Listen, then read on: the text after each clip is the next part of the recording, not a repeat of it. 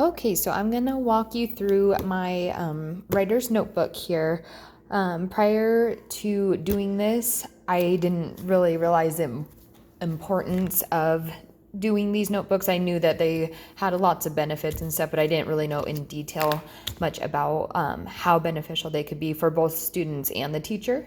And then throughout doing this process, and especially reading the book, I learned so many new ideas and strategies to implement in my own future classroom that will help my young students become better writers and more confident writers.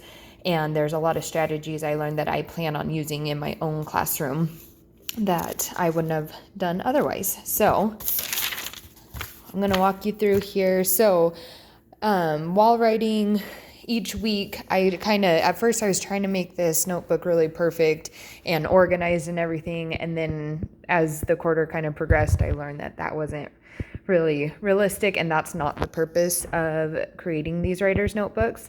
So I learned a lot through the way, and it got a little messier as time went on. So one of the first things I learned, chapter 1 talked about why notebooks, what's the importance of them, why do we need them, how are they beneficial, all those kinds of things. And so I learned that having expectations for students to have notebooks, so you need to kind of let them know what you expect out of them and the purpose of them and everything. Simple things such as having a certain size of notebook, the entry requirements, anything along those lines will kind of give them a baseline of what you're looking for. And then basically we're using these notebooks as a tool for pre-writing and getting more comfortable with our skills and fluency in writing. Our notebooks also give students a place to write every day and practice living like a writer. So again, that kind of falls hand in hand with the confidence for them. And then let's see, the notebooks are helpful for the writer to use the world around them, using their own lives and perspectives as a supply for writing ideas. So this is just a really good place for them to kind of jot down simple ideas and they can refer back to as often as they need. And again, why notebooks? It is the perfect place for a writer to jot down their thoughts and ideas. These ideas can come at any place or time, so it's a really good idea for the students to always have their notebooks handy, and they can kind of bring these points back up or go back to them and elaborate more on their ideas that they initially had. And then they need to know that there is no right way to keep a notebook. So again, it can get kind of messy, as mine did. I know a lot of students, especially when they're newer at this kind of stuff, they want it to be perfect from the get-go and look organized, but the reality is it's not going to be that way. It's going to be messy, and that's how you know you're doing it right. The longer you are more consistent you are with writing in your notebook, the more connected you're going to be to it, and the messiness won't mean as much when you're as invested in it as you are. And then chapter 2 kind of discussed the launching of the notebooks. So it talked a lot about writers' workshops and how they can be useful to help students believe in themselves as writers. There's different strategies and activities you can do within writers' workshops that just kind of help the kids work with their peers and gain new perspectives and ideas on everything.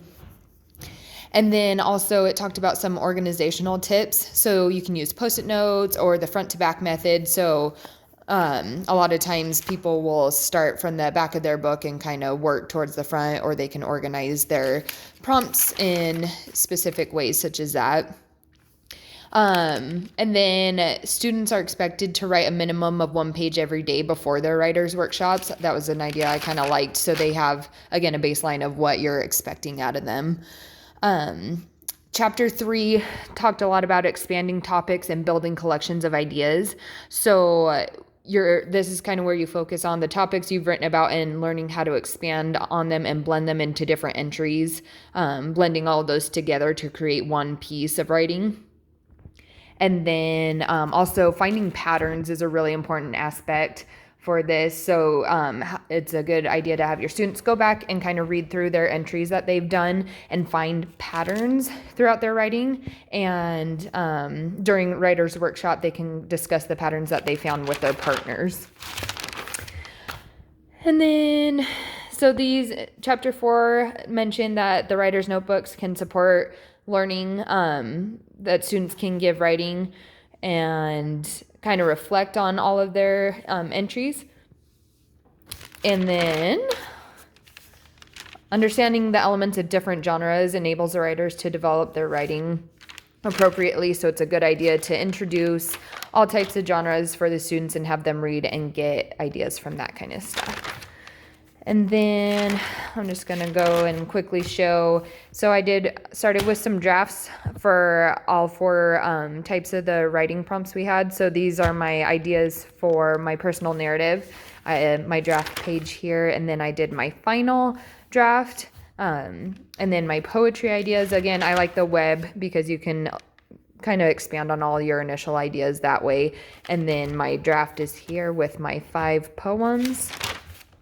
For my informational, here's my draft. Again, I did the web. And then for my draft, I just kind of wrote down some facts that supported my topic at hand. And then my final draft is there.